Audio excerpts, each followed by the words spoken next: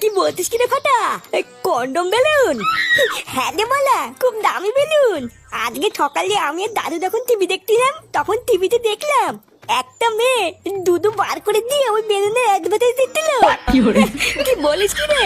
দুধু বার করে দিয়ে অ্যাডভার্টাইজ দিচ্ছিল। আর ওই মেয়েটা বলছিল ওই বেলুনটার নাম নাকি ম্যানফোর্স বেলুন। কি বলিস? আমাকেও ডাকতে পারতিস, আমিও একটু দেখতাম। আমি তো বলা ঠিক করলে নিয়েছি, যে করেই হোক টাকা জোগাড় করে ওই বেলুনটা কিনবো। হ্যাঁ, তারপর আমি আর তুই সারাদিন খেলা করবো।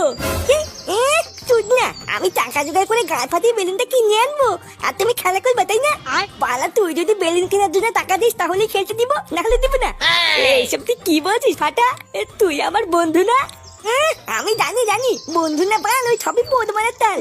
যদি কিছু টাকা দিস তাহলে খেলতে দিব, না হলে কিন্তু দিব না, বলে দিলাম। আচ্ছা ঠিক আছে, আমি বাড়ির থেকে মার কাছ থেকে 10 টাকা চেয়ে নিয়ে আসবো।